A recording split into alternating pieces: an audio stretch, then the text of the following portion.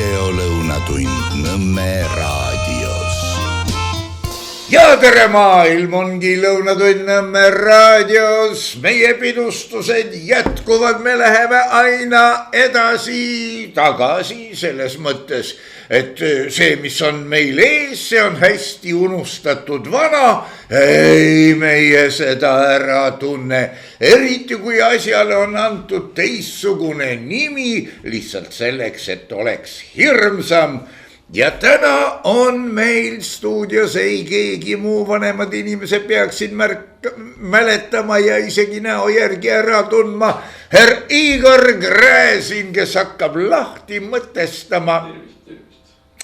Sõnast narr tulevat sõna narratiiv, mis tegelikult ju on muinasjutt või umbes nii. No mitte päris. Võib-olla seoses sellega ma peaksin meelde tuletama, kes oli see inimene, kes selle narratiivi mõiste Eestisse tõi. See oli kuskil umbes aastal 2000, kui Eesti kõigi aegade kõige silmapaistvam filosoof Andrus Pork, kelle abikaasa või lesk on Tiina Pork muide, kirjutas kandidaadi väitekirja või meie mõistes oli see siis nagu ütleme PhD kandidaadi väitekirja teemal narratiivi probleem Anglo-Ameerika ajaloo filosoofias. Ja siis oli esimest korda kasutati terminit narratiiv, kusjuures ka kohe otseses pealkirjas. Ja narratiivi probleem ajaloo filosoofias on nimelt see, et ajaloo teadus, nii nagu me teda teame ja koolis õpime ja nii edasi, on tegelikult kogum jutustusi. Kui me võtame näiteks Eesti ajaloost narratiivi, narratiiv on ümeralahing näiteks, mida tegelikult pole kunagi olnud. Siis penirüütlid või kes nad seal olid, kes tungisid Eestisse ja alistasid eestlased ja tekkis 800-aastane orjaaeg, mida ka ei ole olnud.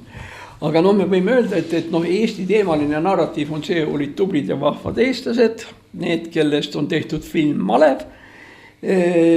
Siis tulid penirüütlid, ristisid eestlased ära, eestlased orjasid siis Balti-Saksu 700 või 800 aastat, pärast seda siis tuli vabadussõda, kus nad võitlesid enda vabaks, tekkis riik ja siis tulid nõukogud ja nii edasi.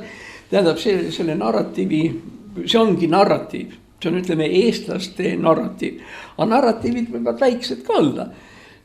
Mingil määral on narratiiv näiteks Oskar Lutsu Kevade. On narratiiv mingitest koolipoistest. Treffneri kool on narratiiv. Ja tähendab, ja Andrus uuris, Andrusega juhtus niimoodi, et me olime väga lähedased sõbrad, ta oli must 2 aastat vanem, aga kuskil 2000 aasta alguses Andrus Pork suri, kusjuures ta oli väga noor, kuskil 40 minu teada. Meil viimasel ajal ei suhelnud, sest mina olin Ameerikas siis, kui tema tuli just Ameerikast ära. Aga me muide töötasime samas ametikohas ja sama koha peal. Me töötasime Woodrow Wilsoni keskuses Kennani instituudis ja tegelesime mingil määral lähedaste teemadega, aga üks pärast teist. Ja Andrus siis tuli Eestisse tagasi, temast sai akadeemik ja mis iganes väga noorelt muidugi 40-sed akadeemikuks ei saada. Ja ta oli igavesti tubli poiss ja andekas ja ilus poiss pealekauba. Ja temaga lihtsalt juhtus see asi, et kuskil siin samas Trummi tänava taga või ta leiti ühel päeval surnuna, kus ta oli käimas jooksmas, hommikusörkjooksu või õhtusörkjooksu, sest ta hoidis ennast füüsiliselt väga heas vormis. Ja nii Andrus meie elust kaduski. Aga täna on igal juhul väärt meelde tuletada, et tema on inimene, kes on toonud sisse mõiste narratiiv. See tuleneb inglise keeles sõnast to narrate and narration on jutustus millestki. Ja nagu me aru saame, et ajalugu ongi tegelikult mitte midagi muud teadusena kui üks suur jutustuste kogum. Ja nüüd siis Andruse väitekirjal oli sellest, et mis funktsioon narratiivil ajalooteaduses on. Noh, üks võimalus on see, et narratiiv võib olla seletus. Tähendab, noh, me näeme, noh, minu pärast ütleme, võtame tänase seisu. Täna me ei salli venelasi ja üldiselt suuremat osa venelasi me lihtsalt vihkame. Küsimus, nüüd on siis seletus, miks me seda teeme. Ja siis me võime esitada siia jutustuse, et venelased tegid seda, 44. aastal nad okupeerisid Eesti, siis saadeti Siberis. See ongi jutustus venelastest Eestis ja see jutustus seletab meie soovimatust ja sallimatust venelastega asju ajada. Ja mispärast me püüame nagu teha nii palju, kui me suudame selleks, et venelased selles Ukraina sõjas, et need venelased Ukraina sõjas lüüa saaksid. Ja eks me jälgime ka seda mingil määral, et me lihtsalt väldime venelastega suhtlemist suures osas. Ükskõik tähendab, mis asjaoludel see on, aga sellest me räägime natukene hiljem. Niisiis, narratiiv ehk jutustus. No mis ta veel tähendab, eks ole, siin seletab. Aga ta ühtlasi ka kirjeldab, ta annab meile teadmisi selle kohta, mis ajaloos oli. Kui me teame, võt oli see Kümera lahing ja nii edasi, siis me teame, et eestlased olid sellised. See ei ole seletus, vaid see on, ütleme, õpetus või teadandmine ja nii edasi. No eks neid seletusi veel. Ja üks kesksemaid puhtfilosoofilisi probleeme, millega meie siin raadios tegelema valjuhäälselt ei hakka, on see, millal on narratiiv seletus ja millal ta ei ole. No siin tuleb nimetada teist, see on Oudekki Loone isa, professor Eero Loone, kes oli Andruse õpetaja, tema on uurinud natuke lähedast asja, mille nimi on seletus ajalooteaduses. Et millisel juhul me võime öelda, et me oleme mingi ajaloo nähtuse ära seletanud, näiteks Jeanne d'Arci või Rooside sõja või midagi taolit. Nii et me näeme, et nad olid siin lähestikku. Aga me ei pea siin praegu ajaloofilosoofilist loengut. Lõppkokkuvõttes see, mis ma olen rääkinud, ma ei ole vaadanud, aga ma arvan, et kas või Google'is või kuskil midagi selle sarnast peaks olema, aga see meid praegu ei huvita. Meid huvitab teine asjaolu, et tähendab on olemas sõna narratiiv, mille 25 aastat tagasi tõi eesti keelde Andrus Pork, võt selle ja selle tööga. Ja nüüd on meil seda sõna narratiiv vaja ühel lihtsal põhjusel. Et on olemas üks narratiiv, mis meile, vähemalt siin Nõmme raadios, ei sobi. Mina ei tea, mis on selle saate nimi. Ja isegi kui teaksin, ma ei hakkaks seda ütlema selleks, et mitte teha reklaami sellele, kes reklaami ei vääri ja kes ongi jamps. Aga selles saates juhtus niimoodi, et seal, samamoodi nagu meie podcastina. See oli siis 2 meest teineteise vastas. Üks oli siis Markus Järmi, kes on siuke EKRE propagandist ja Veiko Vihuri, kes on lihtsalt konservatiivsete vaadetega inimene ja selles mõttes kolleeg, et ta on ka kirikuõpetaja ja vaimulik. Istuvad siis 2 meest pool tundi koos ja edendavad seal ühte narratiivi ehk jutustust. Ja selle narratiivi sisu on järgmine. Eestis läheb kõik halvasti. Eesti valitsused on kõik kaabakad, olid endised ja on praegused. Erandiks tõenäoliselt on nende jaoks EKRE Martin Helme, kelle 1,5 aasta jooksul susserdati ainult üks rahapesu. See oli Kersti Kracht. Aga kõigi teistega pidi asi kõik hullena. Nii et kõik praegused valitsused, alates seal Reformierakond, sotsid, Isamaa, nii edasi, on ühed kaabakad. See on siis narratiivi esimene lause.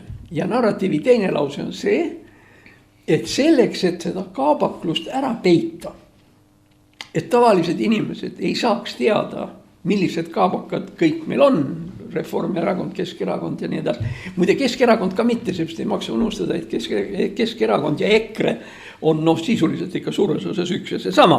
Jaak Madisson suunati, komandeeriti sinna Keskerakonda selleks, et EKRE-t ja ühesõnaga, et nende Vene poliitikat ühtlustada.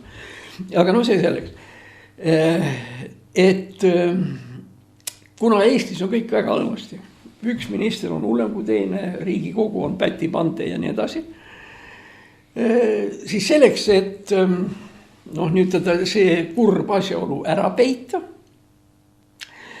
selleks on hakatud Eesti olemist ja Eesti seisundit, ükskõik kuidas me seda nimetame, militariseerima.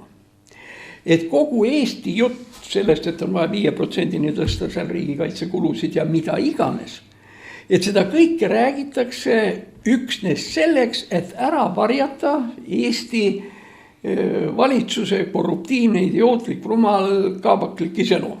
Ja sellepärast nüüd siis Eesti valitsus, Kristen Michal ja Jürgen Ligi rahandusmeestena ja kõik Hanno Pevkur kaitseministrina ja Riigikogu kaitsekomisjon ja väliskomisjon Marko Mihkelson ja nii edasi, et nad räägivad sellest sõjaohust ja sõjapotentsiaalist mitte sellepärast, et see sõjaoht oleks reaalne, vaid selleks, et ära peita kogu Eesti juhtimis, personali ja nii edasi, kaabaklikkus.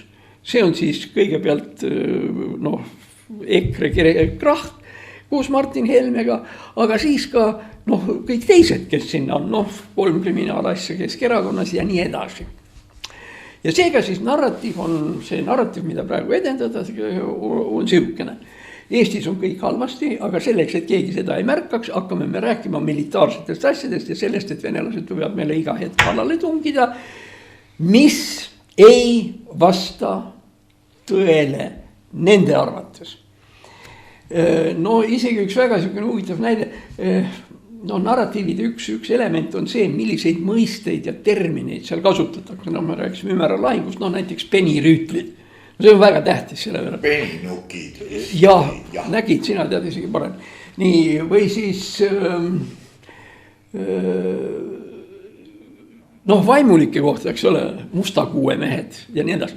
Tähendab, kui me kasutame mingisuguseid termineid, siis on see seotud ka mingisuguse narratiivi osaga. Ja nüüd üks termin, mis oli ja on positiivne, on keeratud negatiivseks selle valitsuse vastase narratiivi jaoks. Ja see väljend on sõjaprintsess. Sõjaprintsess on kompliment. Ja sõjaprintsess on õige ja hea asi. Lähme tõmbame teise narratiivi, võtame sisse Jeanne d'Arc. Sõjaprintsessi puhul me võiksime võtta pigem Hollywoodi filmi sõjaprintsessina ja oli väga kihvt tegija, aga ta tegi ise, mitte ei ässitanud teisi. Ma ütleksin selle peale, Jeanne d'Arciga oli sama lugu. Ega Jeanne d'Arc ehk Orleani neitsi oli noor tüdruk 17-18 aastane ja kui sa füüsiliselt võtad 17-aastase tüdruku füüsilise jõu, tol ajal ta ikkagi sõdida ei saanud. Ainuüksi mõõk kaalus 20-25 kilo, millega siis see asi käib. Tema ju ässitas ka teisi. Jah, aga tal oli millegi pärast väga head teadmised, võib-olla ballistikast kahuri mõttes ja strateegia on selge, taktikast, kuidas see strateegiline eesmärk saavutada, see on kuidagi ja kes kurat hakkab kuulama mingit 17-aastast plikat, tuleb, ütleb kindralile, sina ole vait, nüüd juhin mina. Jah, ega nii ja naa. Aga igal juhul ma tahan lihtsalt öelda, et termin omandab tähenduse erinevates narratiivides. Tähendab praegu sõjaprintsess, mis on, ma kordan veel kord, mis on õige ja positiivne praeguses momendis. Ehk teiste sõnadega, võib-olla liiga äkiliselt, aga maksud, aga miks? Et järsku nii ongi, et Kaja Kallas on meie aegade Jeanne d'Arc, miks mitte? Et pannakse tuleriidale ja siis on rahu maa peal. Kujundlikult. Aga kujundlikult. Nii et nüüd see lihtsalt on näide sellest, kuidas sõnaga selle Markus Järvi, Veiko Vihuri, see mingisugune, tähendab nende narratiiv annab meile tegelikult negatiivse tagajärje. Aga nüüd meil tuleb edasi küsida seda, et muide nii noor Helme kui ka vana Helme, kes tehniliselt võttes on ajaloolased ja peaksid ajalugu tundma. No Mart Helme muidugi venelastest suurt ei tea, ta oli seal küll suur saadik, aga ega keegi taga seal ei suhelnud. Võib lugeda tema memoaaride raamatut. Vaat siin nüüd ongi see küsimus, et kas, ja nüüd peab rääkima hästi aeglaselt, et inimesed ära ei ehmataks. Kas see Vene sõjaväe ja sõjalise agressiooni risk on olemas, et venelased tulevadki meile kallale ja mitte ainult meile, vaid ka Lätile ja võib-olla eeskätt Leedule jah või ei. Ja juhul, kui seda ohtu sellisel kujul ei ole, siis ongi, et valitsus ajab plära, valetab. Aga kui see oht on olemas, siis valitsus ei valeta ja tegeleb õigete asjadega. Ja see tõstmine seal 5% ja nii edasi, et see on mõistlik ja arukas samm. Järelikult me peame leidma mingisuguse vastuse küsimusele, kas Vene oht on reaalselt olemas. Või me alles hiljuti vaatasime, mis oli Eesti Ekspress, ma tean, nädal või 2 tagasi. See oli väga huvitav artiklite seeria. See oli nii huvitav artiklite seeria, et mul ei olnud isegi seekord 3 eurost kahju. Ja selle asemel, et lugeda teda otsast lõpuni rimis, nagu ma alati teen, ma ostsin omale selle lehe, sest see oli nii hea leht, et see 3 eurot ei ole minu arvates päris maha visata, minul küll mitte. 3 eurot väikeste kopikatega, see on 2 pudelit õlut. Nii et ma ohverdasin ikkagi midagi väga meeldivat selle Ekspressi jaoks. Ja tont teab, kummast sul nüüd paremad mõtted oleks pähe tulnud. Ei, tulid need, mis ma praegu räägin. Ei oleks ostnud, siis ma oleks pidanud siin all trepi peal mõtlema, millest täna rääkida. Aga seal on üks võeti mitte artikkel, vaid terve artiklite seeria, kas 3 või 4 tükki, mis räägivad sellest, kuidas Vene propaganda tegutseb Eestis, kuidas siin on inimesed, kes saavad Föderaalse juurdlusbüroo ja Vene Föderaalse FSB ja GRU ja nii edasi rahakottidest raha, kuidas Yana Toom ja Keskerakond aitab neid inimesi, kes teenivad Venemaa ja Venemaa propaganda huve. Ja kui me nüüd täna räägime sellest, et venelased võiksid meile kallale tungida ja tungivad, siis ma loodan, et väga veriseks asi ei lähe, aga ma väidan, et see on ülimalt tõenäoline. No tõenäoline oleks see, millest sai räägitud siin vist isegi sinuga saates, et kolooniate ühendamine Venemaal oleks vaja nagu Kaliningradi endale. Ja teine mõte, mis tuli, oli see, et narratiiv on sel juhul mõneti propagandistlik sõnum, mis No ei, sul on õigus. Tähendab, ma unustasin päris alguses Andruse väitekirjast rääkides ja nii edasi. Ongi, teatud narratiivid on legendid. Legend on ka narratiiv. Seesama Ümera lahing, millest me rääkisime, on legend. Ja tulnud tänu ilukirjandusele. Jah, tuli sealt. Muide, et keegi küsib, et kust te teate, ei olnud. Mina ei ole neid asju nii väga põhjalikult uurinud. Tähendab, ma mõtlen seda Ümera lugu, ma olen seda raamatut lugenud. Aga see, kes küllaltki põhjalikult analüüsis, miks teda ei saanud olla, oli Anton Hansen Tammsaare, kes on pühendanud sellele ühe sükese 50 leheküljelise artikli, mis muide kunagi ei ilmunud või õieti ta ilmus nüüd kuskil hilisemal ajal, kus ta ütleb mustvalgele, et Ümera lahingut ei saanud olla. See on muide omaette pikk lugu, miks ei saanud olla, aga lähme nüüd, tuleme tagasi selle venelased tungivad kallale. Milles ma olen nüüd küll 100% kindel, on see, et venelasi üle piiri, üle Narva piiri ja üle Pihkva juurest tuleva Petseri piiri ja nii edasi Eestisse tulema ei hakka. Ehk teiste sõnadega neid tanke ja igast värke ja nii edasi, kõike seda siia ei tule.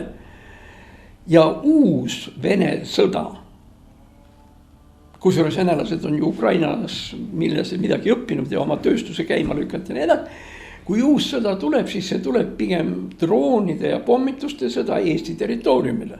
Ehk teiste sõnadega siin venelaste esialgu siin ei käi üldse, küll aga hakkavad droonid ühel või teisel määral Eesti kohal või Eesti ümber lendama. Esiteks see on juba uus sõda, tähendab uut tüüpi sõda, mis ongi enamasti droonide sõda. Ja teiseks venelased nagu kergelt katsetavad ka seda asja, et kuidas see värk meil minema hakkab. No näiteks see sama roostetanud Parsa, see laev, mis ta nimi oli, Jupiter või midagi, mis sealt Sillamäe juurest välja tuli. See on ka selle uue sõja esimene pääsuke ja esimene element. Nii et selles mõttes, ütleme niimoodi, venelased on Ukrainast ära õppinud ühe olulise asja. Ei ole mõtet tankide ja jalaväega rünnata. Tulemuseks on, eks ole, see Butša, Mariupol ja nii edasi, mis on tegelikult linnad, kui nüüd vaadata ka pilte ja nii edasi, seal ei olegi midagi muud kui varemed. Ja seal pole inimesi, kes seal elavad. Ja kui nüüd venelased peaks natukene mõtlema, et okei, me nüüd jätamegi selle Butša, Mariupoli endale ja nii edasi, mis me edasi teeme? Edasi on vaja ehitama hakata, edasi on vaja linna taastama hakata kohal, kus linna varemeidki ei ole. Muide omal ajal, kui räägiti sellisest asjast nagu neutronpomm, see oli siukene propagandastoori, ütleme 70. aastatel, et nüüd tuumapomm ja asemel tuleb neutronpomm. Narratiiv. Ja selle narratiiviga oligi tähendab see värk, et tema eelis oli selles, et neutronpomm tapab inimesed ja kõik elava ära, aga jätab igasugused ehitised ja asjad alles. Ehk teiste sõnadega, kui nüüd venelane neutronpommiga pommitab, siis ta tuleb linna, mis on absoluutselt puutumatu ja puhas, aga... No laipu on küll, aga kõik see roiskub, lemmikloomad ja ma ei tea, mis tarakanid pidid selle üle elama. Jah, ütleme selle asja mitte narratiivne, siuke romantiline tekst on selline. Мальчик нейтронную бомбу нашел, сунул в портфель и в школу пошел. Долго смеялись потом в Горано, škoola stoit, a v nej nikogo. Ilus. Väga ilus, jah. Ma pean Eesti kuulajale täpsustama Korono, dolgo smijalis Korono. Mida see tähendab? Korono был городской отдел народного образования. Ehk see oli täitev komitee või näiteks volikogu haridusosakond. Nagu see oli. Nii et... kui venelased natukene hoidu on ja neil võib seda aja jooksul tekkida, siis on lugu ikkagi niimoodi, et pigem droonid, kusjuures mitte väga suured, pigem, mis on nüüd juba käima löödud, laserrelv ja nii edasi, et praegused ukrainlased on aru saanud sellest, et sellel kõigel ei ole mõtet siis, kui see kõik on ära purustatud, Mariupol, Donetsk ja need teised on, Donetsk oli oblasti keskus Ukraina territooriumil ja seal elas, mine sa võtta kinni, kuskil 500 000 inimest, kes nüüdseks muidugi on kõik Ukrainasse ära läinud või enamus. Ja vot see on nüüd selle nädala tippuudis, ütleme, see on siis esmaspäeva õhtul või teisipäeva hommikul Vene ametlikud propagandakanalid muuhulgas teatasid sellise uudise, et Donetskis nüüd kadus ära see viimane asi, mis kaduda sai. Nimelt, üle-eelmisel nädalal virutati Donetskist ära kõik trammirööpad ja nüüd esmaspäeval läksid ka elektrijuhtmed. Elektrijuhtmetega veel oli see jama, et 2 inimest varast, kes läksid seda varastama, said surma sellepärast, et juhtmed olid voolu all. Nii et niisugune, nii et kui me räägime sõja võimalikkusest ja nii edasi, siis me peame mõtlema selle peale, mida nimetatakse tänapäeval hübriidsõjaks. Ja see, et hübriidsõda natukene juba käib, sellest kirjutas nüüd Eesti Ekspress muidugi ja seda me näeme selle laeva, selle teise kolmanda asjaga. Ja see tähendab, et me peamegi siiski kaitsekulutusi tegema. Ja see oht, mis Moskvast tuleb, ei ole kellegi puhas fantaasia, vaid see on ka reaalsus. Ma esitan ühe väga lihtsa küsimuse. Oletame nüüd siis, et Ukraina võidab, tähendab, nojah, Ukraina võidab Venemaa ära ja venelased kaotavad selle sõja. Me võtame tagurpidi, venelased sõidavad, Ukraina kaotab. Nii, mida saab ja mida peab tegema edasi Venemaa? Kas sellega sõda on tõepoolest lõppenud või on see lihtsalt üks vahekoma? See on vahekoma, sellepärast, et noh, kui Ukrainaga enam edasi ei saa, tähendab, noh, tõenäoliselt ukrainlased suudavad ära kaitsta praeguse joone, venelased pommitavad sinna tänna, jällegi, eks ole, 10 000 saavad surma, aga no enam-vähem nii ta jääb. No ja siit tekib nüüd küsimus, mida edasi teha. Ja seni ajani, kuni Putin elus on ja kogu see tema kamarilja ja nii edasi, siis ta keerab oma pea paremat kätt ja hakkab vaatama, mis juhtub Baltikumis. See tähendab, meie oleme nii ütelda järgmine sihtmärk pärast Ukrainat. Muidugi siin on terve rida asju, tähendab Ukraina seda peab kuidagi lõppema, ta peab oma relvad sealt Ukrainast kätte saama ja nii edasi, ta peab välja arendama nagu need oma selle droonivõimekuse ja nii edasi ja raketivõimekuse ja siis hakkabki asi edasi käima, nii et ütleme see Vihuri järvi jutustus, et kõik see sõjaoht on puhas Reformierakonna või tont teab kelle fantaasia, no lihtsalt ei vasta tõele. Aga nüüd tekib järgmine küsimus. Kas Vihuri ja järvi, kas nad on lollid? Ma arvan, et ei ole. Nad lihtsalt on kas halvasti või valesti haritud. See on see küsimus, et kui sa võtad ühe ilusa muinasjutu, üks loeb välja ühte, teine teist. Minu pärast kas või see vägev vähk ja ahne naine. Kõik ütlevad, et see muinasjutt on naise ahnusest, aga mitte keegi ei pane tähele vanamehe suurt armastust selle sama naise vastu. Nii. Aga nüüd siis see värk, ma ütlesin, et haridus. Tähendab, järviharidusest ma ei tea midagi, Vihuri on teoloog ehk usuteadlane. Tal on küll imelik doktori väitekiri, ta kirjutas väitekirja Eesti peapiikur Hugo Bernhard Rahamäest, kes on ajaloo seisukohalt kuulus kõigepealt oma naiste asjade poolest. Ta natukene tegeles ka riigi reformimisega, ta tahtis luua ükskõik peapiiskopkond ja nii edasi, mis tol hetkel oli mõttetu, me räägime aastast 39-40. Nii et ühesõnaga seal mingisugust suurt väljapaistvat haridust ei ole. Muide, see on üldse huvitav teema, et meil on veelgi kõik võimalike teaduste doktoreid, kes kirjutavad elulugusid. Tähendab, ma võtan mingisugune, ma ei tea, seal Johannes Kotkas või eks ole, Pätsi elulugu või... Jälle narratiiv. Jälle narratiiv ja nii edasi. Aga point on selles, et teadust on see täpselt null. Aga sõnum ja massimeelsuse kujundamine. Aga ühesõnaga see viitab sellele, et Vihuri ei ole see inimene, kes saaks midagi poliitikast tõsist rääkida. Nii et niisugune on meie lugu. Nüüd ma lisaksin siia juurde veel, eks ole, järvi, Vihuri räägivad sellest, et Eesti valitsused on kõik halvad ja mingisugust Vene ohtu ei eksisteeri. Kas nemad on ainukesed? No ei ole. Võtame kõige olulisemad nimed.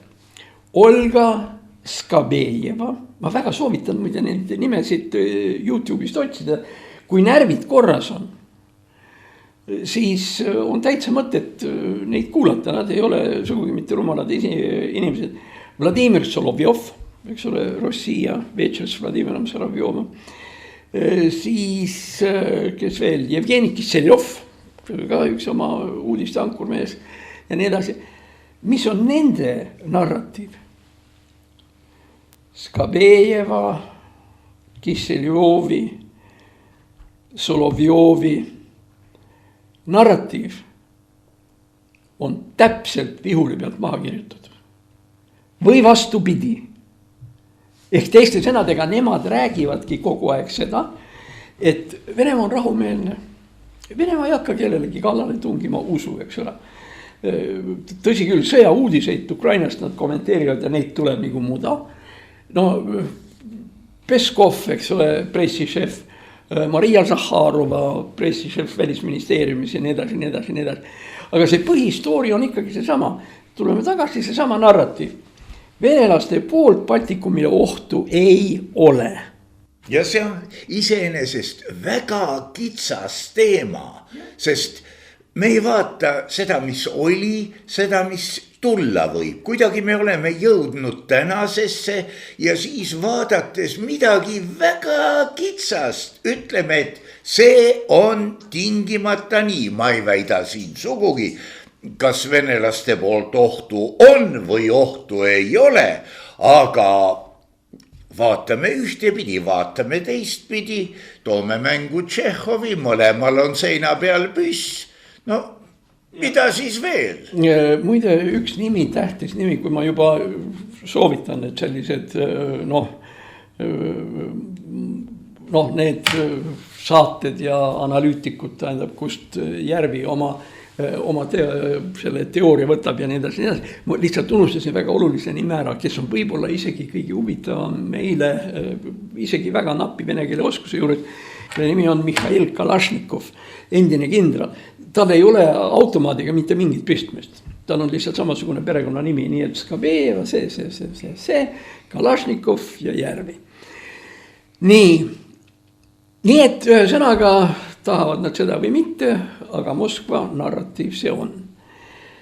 Nüüd üks hull asi, mis meile kaela määritakse, mis ei ole veel ei Vihuri ega Järvini jõudnud, aga kui me räägime ja nad meid kuulavad, ma kardan, et nad võtavad selle üle, aga las võtavad, on see, et Tallinn on hakanud esitama Venemaa suhtes järgmist narratiivi, mis seisneb selles, et me tahame tagasi saada Petseri ja Narva taguseid alasid.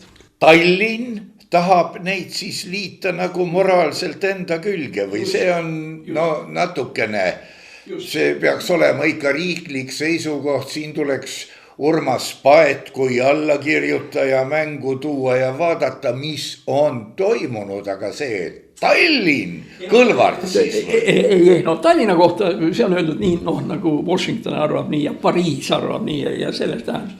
Aga see on nüüd üks see koht, mis puudutab minu viimast ühes toas istumist Boris Jeltsiniga.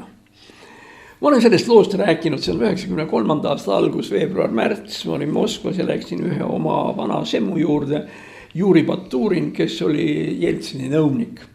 Muide pärast ka kosmonaut ja kes käis tihti Eestis ja kelle sõbrad Eestis, kellega nad kõige rohkem suhtlesid, oli Ene Hiion. Ja siis seal oli Mihhail Fedotov ja need on need romantilise Jeltsini aegsed nõunikud. Ja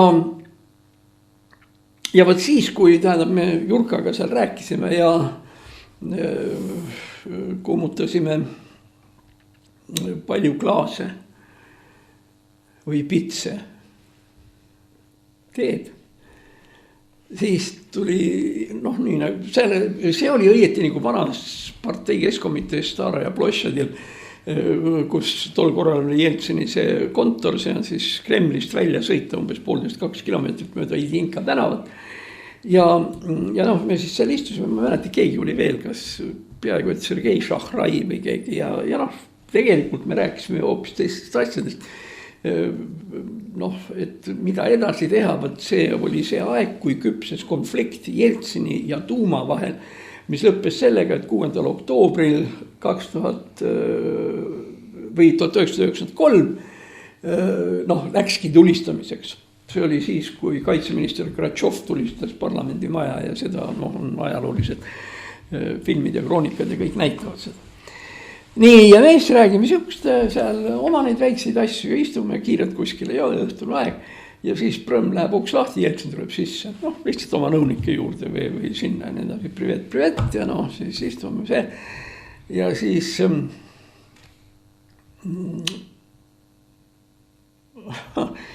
seal oli huvitav moment, ega me ei olnud ju teab kui suured sõbrad, aga siiski me tihti suhtlesime Jeltsiniga 89-90. Ta pöördus no privet Igor Vassiljevitš, ma ütlesin, ei ole Igor Vassiljevitš, Igor Nikolajevitš. Noh, ladna, tšärg. Et Tšapajev oli Vassiljevitš.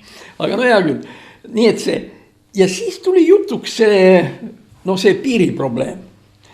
Kusjuures ütleme, mitte mina ei rääkinud sellest, vaid tegelikult keegi tema poistest või isegi Jeltsin tõstis selle küsimuse üles, et mis saab edasi, et nüüd ma toon sõjaväed ära Eestist, mida ta ju pärast ka tegi. Ja siis oli veel Hardo Aasmäe rääkis aga hiljem veel ja kõik mis iganes. Nii et need olid need teemad ja siis ta siis ühel hetkel küsib, et mida te arvate sellest Petseri ja Pihkva aladest ja nii edasi. Ma arvan, et see ei olnud Jeltsin, aga okei.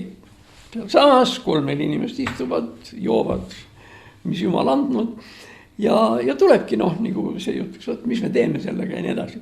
Ja Jeltsin ütles ühe mõtte või ühe fraasi, mis on tegelikult sügavalt õige veel eriti täna. Ja ta ütles, et kui ma tahaks teile eestlased käru keerata, siis ma teeksin praegu ukaasi ja esmaspäeva hommikul kell 9 ma kirjutan ukaasi alla ja ma annan teile selle oblasti ja need kõik asjad tagasi. Kõik, mis te olete küsinud, te saate Tartu rahu järgi kõik kuni viimse sentimeetrini tagasi. Aga sellega peaks olema ka Eestil lõpp. Sellepärast, et need, kes tulevad, ütleme sealt Petseri oblastis ja kusjuures ta ei eksinud isegi numbritega, ta ütles, et te saate endale kohe 60 000 inimest, kellele te peate maksma pensionit, kellele tuleb maksta töötu abiraha, kellele on vaja tagada tervisekindlustus ja nii edasi, nii edasi. Te saate oma eelarvele 60 000, ma mäletan tõus, te saate endale 60 000 parasiiti juurde. Et ega seal neid inimesi, kes teil tööle hakkavad, seal eriti palju ei ole. Sest nad on kõik, võib-olla Sergei Doblatovi väga sellises huvitavas. Jah, võib-olla ongi kõige parem. Sergei Doblatovi jutustus, mille nimi on Kaitseala. Ja see on see, kuidas Doblatov töötas ekskursiooni juhina. Ta töötas ekskursiooni juhina Puškini kaitsealal. Ja ta elas selle kaitseala juures ühe mingisuguse tavalise elaniku juures ja ta kirjeldab seda maja, et sellel majal oli katusel oli auk sees, et selle mast oli viltu. Kraanikausis olid makaronid, ei tea mis aegadest alates ja kraanikausi see valge mail oli siis puruks tehtud. Voodi peal oli siis siuke suur hunnik vettinud vatikuubesid, mis haises siis ka sellele vastavalt. Ja nii edasi, mis oli standardne Pihkva oblasti, normaalne selline elu. Ja kui selline on kogu see Pihkva ala või selle Petseri tagune ala, milliste rahadega me hakkame seda ala üleval pidama ja neid inimesi. Ja teine asi, mitte nii palju, aga seal üleval pool Narva taga ei ole olukord oluliselt parem. Mis ma pean öelda, tähendab üks kord siis, kui mul oli veel see diplomaatiline pass ja ma olin Riigikogus ja asjad polnud veel nii hullud. Ma olen sõitnud Võrust allapoole siis Petserisse ja Petseri juurest mööda mööda kallast üles Narvani või sinna Narva jõesuuni, et niimoodi läheb. Seal keskel on kuskil 20 kilomeetrit kaldariba, kus ei ole üldse mitte kedagi. Ja seal, kus nad natukene elavad, seal on, vot ongi nii, nagu see kirjeldab. Seal oli muide veel üks huvitav asi, vot Pikki kallast, kui sõita, mis näeb väga jube välja, on üks linnakene, mille nimi on Slantse, 20-25 000. Ja seal on põlevkivi kaevandused samasugused nagu Eestis, ainult selle olulise vahega, et nad on samasugused selles mõttes, et seal kaevandatakse põlevkivi, aga see on ka kõik. Tähendab, see on ikkagi koht, kus ei ole vaja isegi alla minna, see ülevalt näeb, kus igasugune ohutustehnika puudub täielikult, kus inimestel puuduvad täiesti elementaarsed tingimused elementaarsed tingimused normaalseks eluks või ükskõik mis eluks tegelikult. Noh, tähendab, peldik peabki õues olema, kusjuures ta ei seisa väga hästi püsti, vaid ta on viltu. Ja see ongi Vene maaelu tase. Ja nüüd kujutame endale korraks ette, et me hakkamegi seda ala endale tagasi küsima või veel hullem, kui Putin vihkaks ja ta vihkab Eestit. Ja kui tal oleks mõistust, et Eestile siuke tõeline käru keerata, siis ta homme annaks need alad meile tagasi. Sellepärast, et Eestil ei ole seda majanduslikku võimekust ega ka poliitilist võimekust need alad ära kultiveerida või nendega teha.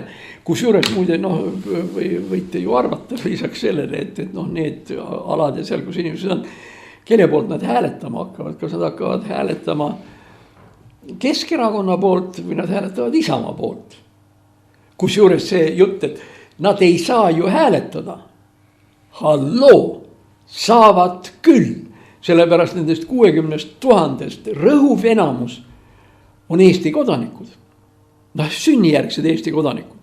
Ja kui nüüd mõnel vanamutikesel või kellel on kas pass ära kadunud või tal pole kunagi olnud, siis tal alati leidub väimes või keegi, kes selle passi Võrust välja nõuab. Nii et meil oleks siis 60 000 valijat. No hea küll. 40 000. 40 000, aga nad on seal olemas. Ja see ei ole see halli passimeeste jutt, et võtame ära. Nendelt ei saa kodakondsust kunagi ära võtta, sellepärast nad ongi seal. Ja see see on nüüd vähese tähendusega. Aga seal peale muu on ju seal kandis Petseri klooster.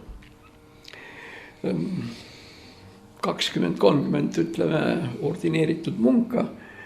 Aga seal on sadade kaupa valverändureid. Kes võib-olla isegi ei rända, vaid elavad seal. Petseri kloostris on küllaltki korralikud elamistingimused ja nii edasi, nii edasi. Nii et ühesõnaga, see on siis see situatsioon. Ja see on see, mille siis nüüd, see on siis meil, eile oli kolmapäevane päev, see teema, mille tõstis üles Välisministeeriumi pressišef Maria Zahharova, et vot nüüd Tallinn tegeleb sükst asjad. No ei tegele, aga ma kardan, et Namjok, jah. Ja siis pärast seda siis need samad igasugused Eesti tegelinskid, kes siin on, need siis ütlevad, et vot, et selle asemel, et tegeleda Eesti rahva heaoluga ja selle asemel, et tagasi nõuda kaotatud Eesti alasid, tegeldakse, ma ei tea millega nende arvates. Nii et niisugune värk on meil tolle narratiivi ja kõigi nende asjadega. Muide, mis puudutab vene keelt ja vene seda, tähendab, ma arvan, et enamus meie praeguseid kuulajaid nõustub minuga kohe, et me venelasi üldiselt ei salli. Ja praegu sallime me neid veel vähem kui ütleme 10, 15, 20 aastat tagasi. Ja mida rohkem venelased sigatsevad. Kultuurikonflikt. Ja mida rohkem nad seal sigatsevad, seda vähem me neid sallime. Samas, seniajani, kuni venelased käitusid nagu suhteliselt viisakalt ja nad käitusid suhteliselt viisakalt, ei olnud meil nendega mitte mingisuguseid probleeme. No tuletame meelde lihtsalt kas või revolutsiooni ja 1905. aasta nende revolutsiooni eelset aega. No ma tuletan meelde sinule, Margus, tähendab siis, kui sa olid Jorh Kiir, kes sõitis Venemaale mõisavalitsejaks sõita, siis kui ta oli kohver ära virutatud, siis mis keeles sa ütlesid Ukraadina? Ja. Aga kehvas keeles. Ja küll, aga ikkagi vene keeles. Kusjuures see politseinik, kes filmi järgi nagu sinu juurde tuli, tema vist rääkis ka vene keeles. Ja. Aga muidugi siin ma võtaksin veel ühe. Vaata, õige mitu mõttekildu oli see hübriidsõda võiks ju olla eesti keeli värdsõda. Nii nagu meil kasutatakse sõna trikoloor. Tri on, võiks ju mööndusega öelda, et vene keelest color on inglise keelest. Miks ta siis, ma ei tea, 3-triibuline või? Nojah, võib-olla tõesti, aga eesti keeles see triibuline kõlab nagu kuidagi. Kõlab küll. Jälle tänu Herr Vilde narratiivile. Minu esimest triibulist väga ei. Aga tuleme tagasi, tähendab meie lemmikkirjandus kevade. Ukraadina oli suves. Aga kui me mõtleme natukene tagasi kevade peale, kui palju seal on vene keelt, siis kui kevad tuleb ja Toots hakkab ära sõitma ja siis ta vankri peal seisab püsti ja hõikab poistele prassai, mis on tegelikult vene keele prassai, eks ole. Või siis jällegi teine minu lemmik, kes alati on ja ma ei pääse sellest kunagi mööda peaaegu, võib-olla siis keegi hakkab tänu minule seda uuesti lugema, on Tammsaare Tõeõiguse teine köide, kus tegelikult seal on ju niimoodi, et seal mõned õpetajad nagu seal Slopašev, kes on kirjandusõpetaja, ja Voitinski, kes on matemaatikaõpetaja, need kõik ju suhtlevad vene keeles, ka õpilastega. Ja võib-olla veel üks kõige sümpaatsem seal, kes on ka matemaatik ja gümnaasiumi tüdrukud ajavad teda taga ja lõpuks ta jooksebki ühegi gümnaasiumi tüdrukuga ära, on Molotov, kes on ka, ütleme, sealt kandist. Kusjuures seal on muidu isegi huvitav koht, kus see vene keel nagu väga silma ei torka, seepärast, võt Tammsaar ei kirjuta väga palju nii, et see vene keel nagu väga silma torkaks. Aga seal on üks lause, mis just nagu viitabki sellele, et sul on see tool siin kuidagi imelik. Okay. Nii, see... Ta ütleb ju otse välja vene õppekeelega. Ja, just, ja see.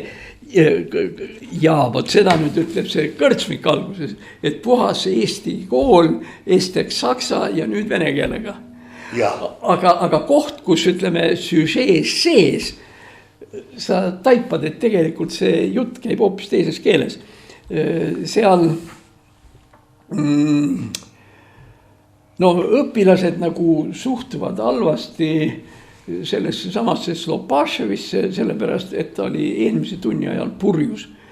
Ja siis nagu seal lärmasid ja kõik tema vastu ja nii edasi ja siis Maurus tuleb klassi ja küsib, et miks te seda õpetajat siin ei kuula või mis siin juhtus ja nii edasi. Ja siis Slopašev, venelane, vene keele õpetaja, vene kirjanduse õpetaja, ütleb, härra direktor, öelge neile kõik see nende eesti keeles, siis nad saavad paremini aru. Ja siis tuleb ju pähe järelikult, eks ole, kogu see pull käiski tegelikult vene keeles ja selleks, et paremini aru saada, ütleb venelane, võt laseme selle sinna. Maurusel on veel, et elame vene armulise kotka diival ja mis iganes. Nii et siis või ütleme, mis YouTube'is on selline kodulehekülg, väga soovitan jälle, on Tartu nostalgia. Seal on 1880, 90, 1900, igasuguseid Tartu pilte ja nii edasi ja seal on näha, et tegelikult kõik sildid tänaval on vene tähtedega või vene keeles. Võib-olla see, mis kõige rohkem silma torkab, sest siin on see vene keel kuidagi jabur, on see, et kui me nüüd siit Raekoja platsi poolt lähme üle Kivisilla, siis vasakut kätt oli siuke väga uhke, ütleme, selline eeldeko stiilis maja, mis oli hotell ja hotelli nimi oli Bellevue. Ja kui see Bellevue hästi suurelt on kirjutatud vene tähtedega, ongi jama. Aga igasugused seal teised, seal mingisugune Kingsepp, see Sapožnik ja värgid ja nii edasi. Kusjuures, mina ei oska nüüd ütelda seal 150 aasta taha, kuivõrd see eestlastele, eesti keelt rääkijatele närvidele käis või õigesti enamuses saksa keele rääkijaid. Sest ütleme, saksakeelne linn oli Võru, puhtal kujul saksa linn, eks ole. Üldiselt ka Tartu, see oli sega, sellepärast seal vene keele rääkijad väga suures osas olid ka ülikooli professorid. Vot ma ei kujuta ette, kui närvidele see käis ja kui suur see vihkamine venelaste vastu võis olla. Aga mul on selline tunne, et seda ei olnud. No aga võtame manifesti kõikidele Eestimaa rahvastele, kõikidele ja nad tulid Peterburist ja kui puhas see nende hääldus oli. Ja võtame, keerame selle asja siis ka teisele poole. Neid oli ju kuskil ligi 100 000 eestlast, kes elasid Peterburis, kes läksid sinna, eks ole, Oskar Luts oli Peterburis apteeker, aga noh, Johann Köhler, siis meie muusikud, kapid ja kõik, kes olid Peterburi konservatooriumis ja nii edasi. Nii et ütleme, see Eesti-Vene suhe oli normaalne ja keegi eriti selle vene keele vastu ei õiendanud. Kas põhjus oli selles, et kardeti? Vaevalt, mis seal karta oli? Siin on põhjus enam-vähem nagu Araabia maades. Olid sunniidid, šiidid kõrvuti rahumeelselt. Bahreinis on kõikide usulahkude pühakoda, kus nad käivad ka kõik läbisegi. Aga siis tuleb keegi ja ajab nad tülli, just nagu ilusas teoses Mr. Costello kangelane. Jop, väga õige. Nii, ütleme see Eesti-Vene konflikt mingil määral on ikkagi seotud eeskätt. Ma isegi ei tea millega, ma tahtsin praegu öelda, et see on seotud vabadussõja järgse ajaga ja nii edasi, no ei ole. Ega tähendab ka selle esimese vabariigi ajal ju probleeme nagu eriti ei olnud. Probleem oli ja seda me võtame, siin on meil, nüüd me võtame oma narratiivi või õieti tuletame vana narratiivi meelde, tuletame vana narratiivi autori meelde, on Karl Robert Jakobson, 3 Isamaa kõnet. Ja kui seda lugeda, mis seal kõik kirjas on, siis üldiselt on see ju kõik eeskätt saksa vaenulik. Mitte vene vaenulik, vaid saksa vaenulik. Ja Karl Robert Jakobson ja Eduard Bornhöhe olid ju väga venemeelsed. Bornhöhe, meie vaatame seda filmi, mis ta oligi, see Viime reliikvia, eks ole. Esitame paar küsimust, mida me oleme muide siin raadioski enne küsida ja esineda, aga küsimused on nii huvitavad, et võib esitada 2 korda. Mis rahvusest oli Bürst Gabriel? Kui ta oli vaba mees, siis see on omaette nähtus. See on omaette nähtus, aga veel enam, kus riigis olid vürstid? Kniess. Kniess, täpselt. Nüüd lähme edasi. Kelle vastu ta sõdis? Bürst Gabriel põhimõtteliselt ja kellega? See oli Ivo Schenkenberg. Kes oli Ivo Schenkenberg? See oli Tallinna müntmeistri ehk raha või müntide vermija poeg, kes kutsus kokku Eesti talupojad ja moodustas armee, mis oli 10 000 pluss. Selleks, et sõdida venelaste vastu. Tegemist on, mis aeg see on? See on 1548 kuni 1553, kui ma ei eksi. Kuulaja andku andeks, kontrolli, kui üle mul nagu praegu turgatas, kas 1540, ja susi teda söögu. Ühesõnaga, eestlased, Ivo Schenkenberg, kes muide hiljem oli isegi Ivo von Schenkenberg, tal selleks voniks ei olnud mingeid õigusi, aga Ivo von Schenkenberg. Nii edasi, tema sõdis venelaste vastu ja ma küsisin, mis aeg see oli Liivi sõda. Kes sõdis Liivi sõda, kes oli teine pool, oli Ivan Julm ehk Ivan IV. Ja nüüd siis Bornhöhe kiidab taevani Ivan Julma agenti. Nii on need lood. Ja kui tegelikult Karl Robert Jakobson fakte ei ole, aga uskuma peab, sest see oleks õige narratiiv. Kelle palgal oli Karl Robert Jakobson? Vaat seda ma ei tea. Ja nüüd lähme edasi, hakkan mõtlema. Kurgjal oled käinud? Olen. On ju ikka igavesti äge on see. On. Seal on väga uhked majad ja värgid ja veskid ja asjad ja nii edasi. See on ikkagi siuke kõva asi.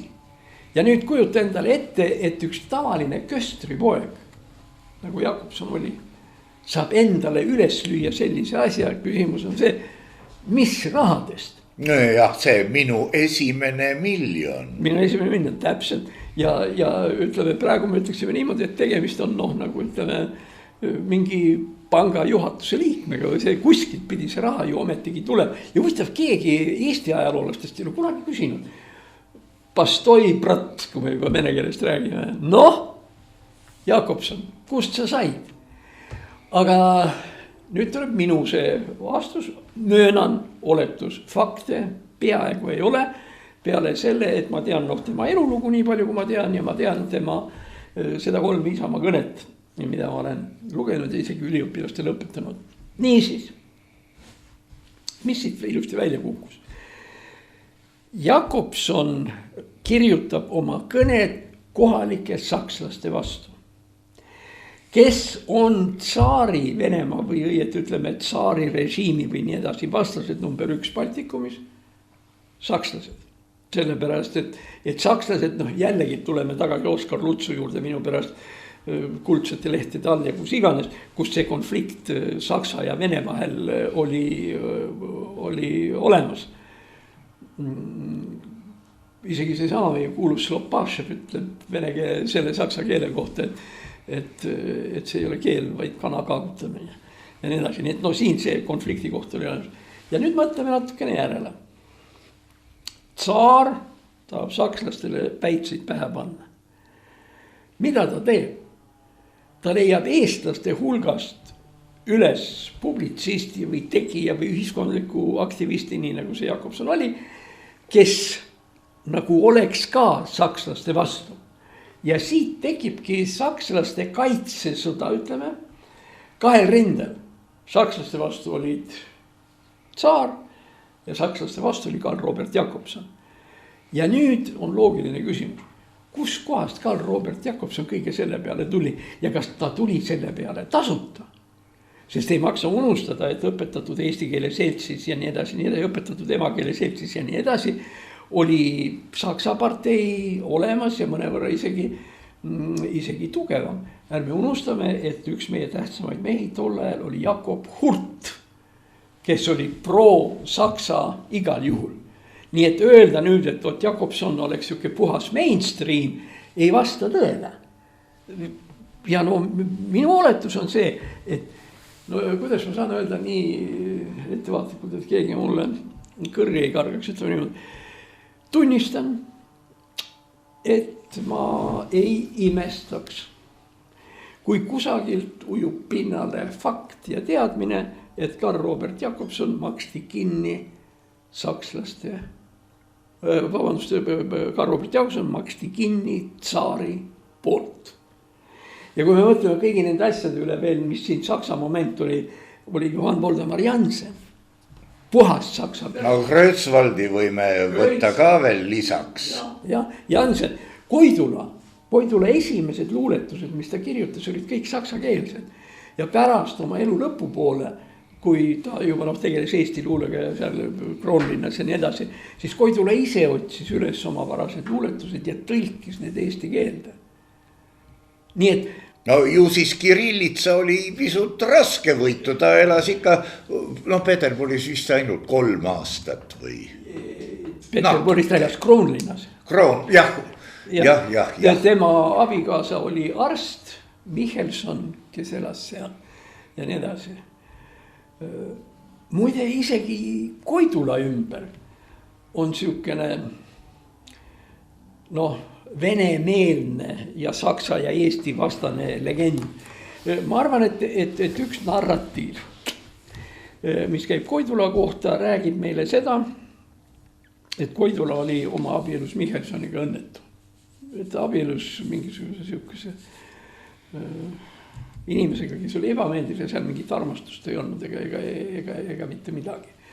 Nüüd on olemas selline asi, nagu Jaan Kross on kirjutanud raamatu või sellise jutustuse Pöörtooli tund, kus ta räägib küll ühest teisest Jansenitega seotud asjad, aga seal on lause, on see sees. Ega Liidia abielu Michelsoniga nüüd ikka nii õnnetu ka ei olnud, nagu nad siin täielises vabariigis nüüd räägivad. Noh, nii et see on jällegi see story Vene vastu. Ju tal siis oli põhjus ja õigus nii öelda. No ju oli ja no lihtsalt elementaarne asi. Ega Koidula ei ole ju mingisugune põranda alt või silla alt üles leitud libu.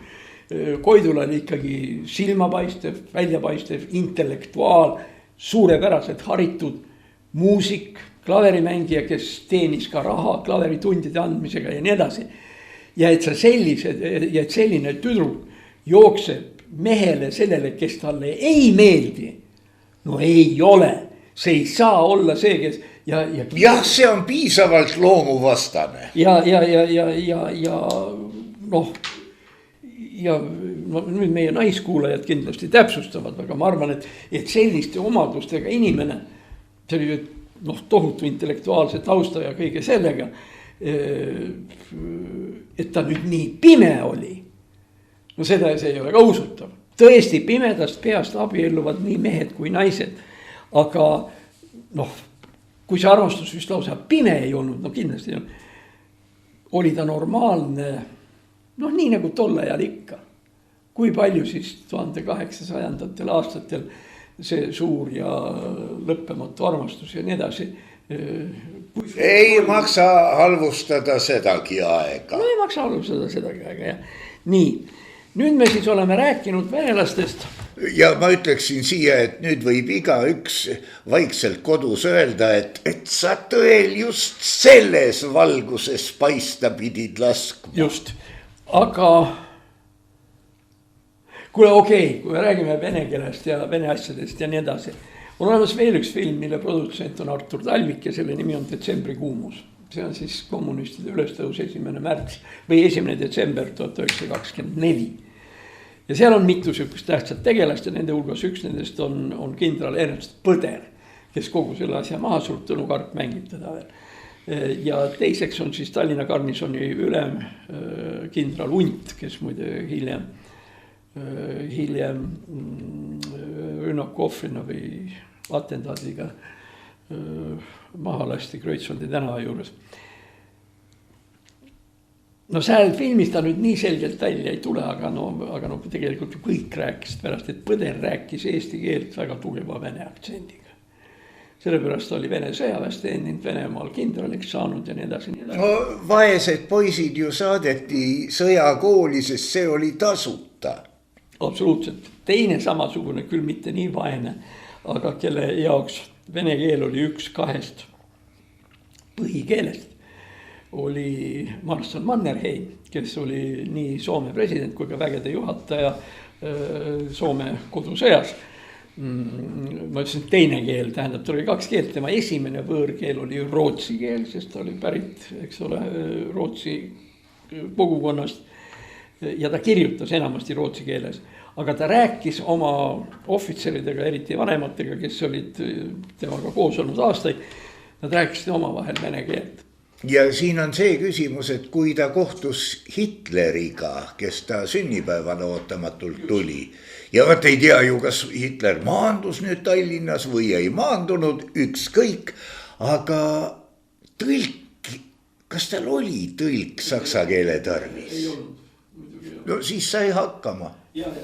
Keelte oskus, Koidula puhul, vaata, sel kaugel ajal vist peeti loomulikuks, et inimesed valdasid õige mitut keelt. No seda me võime vaadata, ütleme, tolle vabariigi aegsetest ajalehe kuulutustest, sest otsitakse teenijannat või otsitakse poe selli või kedagi tööle. Ja siis seal oli siis lisa, et peab valdama 3 kohalikku keelt. No see oli tegelikult isegi lühend KKK oli sinna alla pandud 3 kohalikku keelt. No see oli siis, eks ole, saksa, vene, eesti. Tähendab, ilma selleta poe selliks üldiselt sind ei oodatud. Ja nüüd, kui Mannerheimi kohta on ju räägitud või seda, et Mannerheimi päevakäsud, nagu nad tulid, ta andis need kas vene keeles või rootsi keeles. Ja Mannerheimil oli küll probleem, et tähendab tema päevakäsud tõlgiti soome keelde ja siis ta sellele tõlkele kirjutas alla. Sest soome keelt ta praktiliselt ei osanud alguses üldse. Ma ei tea, kas see tagantpoolt midagi tuli või mitte. See 20. aastate lõpul, 30. aastate alguses, aga see vene keel ei takistanud teda sõdimast nõukogude venelaste vastu Soome talvesõjas. Aga võt, nüüd me jõuame siis selle kohani, kus me peame esitama selle küsimuse, millele ma ei oska ka täpselt vastust anda. Või ma oletan jällegi, et mis see vastus võiks olla. Kuidas sai nii minna, et venelased Eestis, nii palju kui neid siin oli ja neid oli palju, muutusid Eestis vihkamise objektiks. Tähendab, need asjad, kus me räägime, tähendab, ma ei ütleks isegi, et need suhted sõbralikud olid, nad olid normaalsed. Nad olid nii normaalsed, et vene keelt ei pandudki tähele. Kusjuures isegi Jakobsoni ajal mitte eriti. Tähendab, siin lihtsalt elas rahvas, nagu sina ütlesid, rahvad. Siin elasid rahvad, kes rääkisid erinevaid keeli, aga kes ka oskasid erinevaid keeli. Ja kõik oli okei. Ja kui me nüüd oleme saanud endale sellise vaenlase, nagu meil on, tähendab Nõukogude Venemaa näol, siis tuleb arvestada, et meie need ilusad mälestused venelastest nii edasi enam ei kehti. See jama oli juba muidugi ka Nõukogude Eesti ajal, kui oli komsomoli ehitus, oli Punane Kunda näiteks, mida ehitati ja igasuguseid teisi asju, mida siin taheti ehitada ja isegi kunagi oli see fosforiidi jutt, et toome venelased sisse või saadame venelased siia ja nii edasi. Tähendab, see juba tekitas olulisi pingeid. Aga tähendab, otsesele vihkamisele ja sellele, et aru saada, et venelane ongi vaenlane, on osanud ikkagi viia Putin. Siin on nüansse. Ma olin Aserbaidžaanis, Bakuus, siis kui seal olid rahvuslikud meeleavaldused kollaste sallide ja õhupallidega. Ei ole häda midagi. Ma olin Bahreinis ja kummalin öelda, külastasin ühte meeleavaldust, kus oli ka probleem šiiitide ja sunniitide vastuolu, mida varem ei olnud. Šiiidid Pärli ringteel olevat saanud $50 selle ees, kui viskavad põleva autokummi viaduktilt liiklusesse. Ja vaata, siin on see sama püha jõud, mida sa kahtlustasid Jakobsoni puhul. Et võta nüüd sina eestlased oma tööriistaks ja aja minu asja. Just, nii oligi. Muide seos sellega, et pilluti tähendab ükskord elus ja ma isegi peaaegu ei kahetse seda, olen mina ka pildunud väga tindipotte. Ja tähendab meil instituudi aspirantuur. Elada Moskvas üliõpilase stipendiumi peal või aspiranti stipendiumi peal 70 rubla. Ei ela nagu naljalt ära, natukene raha vaja. Aga tähendab 5 rubla sai selle eest, kui läksid Hiina saatkonna juurde kindlal kellaajal ja hakkasid Hiina saatkonna pihta tindipotte pilduma. Mida me just tegime, kusjuures tindipotti andis riik, Nõukogude riik. Ja edasi siis käis asi niimoodi, et siis tulid kohale need miilitsaüksused ja nii edasi, siis võeti meid ilusti kinni, pandi Viinitsa putkasse ja viidi minema ja nurga taga lasti välja ja söödi, davai, tuia bratna, et panen nüüd sinna taga. Nii et ma arvan, et 5 korda, 25 rutsi ma teenisin nüüd küll. Aga jah, ei nii tehakse, nii et sul on selles mõttes õigus. Aga nüüd võib olla veel üks asi, mis oleks nagu suhteliselt nagu viimane või millest nüüd rääkida narratiivid ja mitte narratiivid. Praegu jookseb Tallinnas üks film, mille on filminud venelased, aga need venelased, kes on USA kodanikud. Režissöör on sündinud USA-s. 82. aastal 86 tuli siis ta Nõukogude Liitu koos oma vanematega, läks uuesti sinna ja on Ameerika filmirežissöör, on teinud paar filmi USA-s ja nii edasi. Ja tegelikult kogu see brigaad, kes seal on kõik, nüüd täiesti selgelt tuleb öelda, eranditult kõik. Ja seal on näitlejaid tükki 20 massistseenides 100, kogu see tehniline aparaat ja nii edasi kuskil 500. Nende 500 hulgas on kõik 500 need, kes ühel või teisel määral on astunud välja Putini vastu. Nii et seda filmi vaadata võib, ta ei ole sanktsiooni all, sest formaalselt on USA oma. Ja filmi nimi on Meister ja Margarita. Jah, ma olen seda näinud ja praegu jookseb Artises. Kuidagi räpasevõitu tundus see film, aga noh, võib-olla peab hiljem üle vaatama. Üldiselt soovitan, tähendab selle filmi eripära muide on selles, et see on minust täiesti vapustav filmikunstnik. Sellepärast vaata, kui palju on seal seda art deco, tähendab kõiki värke, ja seal, kus sündmused toimuvad selles Moskvas, mis on valmis ehitatud Stalini projektide järgi. Seal on see Nõukogude maja, mille otsas on Lenin ja ma ei tea, mis iganes ja nii edasi.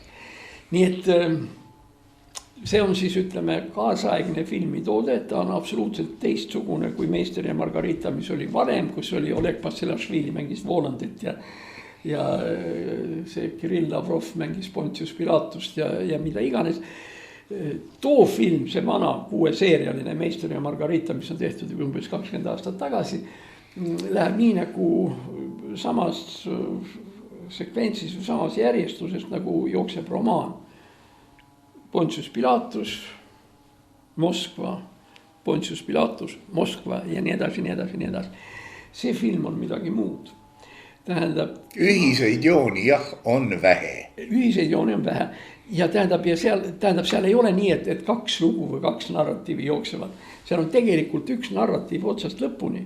No seal on, vaat nii nagu kunagi Hollywoodis filmis, seal on ka peategelane tundub olevat ajastu.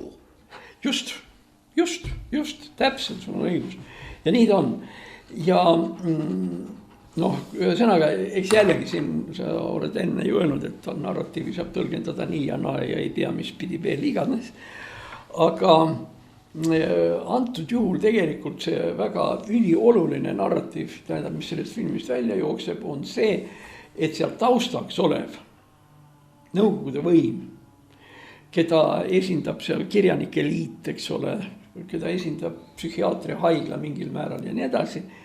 See tegelikult ongi suures osas Putini Venemaa. Olulise vahega, ei tohi jälle liialdada. Film valmis 21. aastal, see tähendab aasta enne seda, kui Putin alustas seda Ukraina vastu. Aga see näitab seda, et kuidas, ütleme, Vene traditsiooniga seotud kunstnikud, ameeriklased, kuidas need ameeriklased näevad seda poliitilist struktuuri, mis Venemaal praegu eksisteerib. Ja kui see nii juba kord on, siis ma arvan, et tuleme uuesti alguse juurde tagasi. Kogu see rahumeelne jutt või see, mida ütleme, nii Putin kui ka Vihuri ja Järvi ajavad, on tegelikult ikkagi propagandamüüt. Ja tegelikkuses tahad või mitte, me peame need rahad riigikaitsesse panema ja igaks juhuks valmis olema, et siin võib minna nii ja naapidi. Aga lõpetuseks jah, ma nagu soovitaksin kõigil vaatama minna film Meister ja Margarita Tallinnas kinos Artis. Te ei kahetse. Aga jumalast puhta lehena, ilma igasuguse lootuse ootuseta, vaadake seda kui asja iseeneses, siis see on nagu kõige kergem.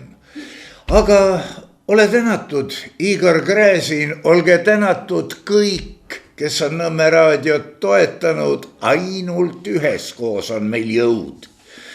Ja mis siin ikka? Viimane viktoriini küsimus nii suurele ringile kui herr Gräzinile, ära sa jumala eest ütle, kui sa tead. Mis oli Viru tänava neiupõlve nimi, nii umbes aastal 1910. Mõelge ja meie püha sõda läheb edasi.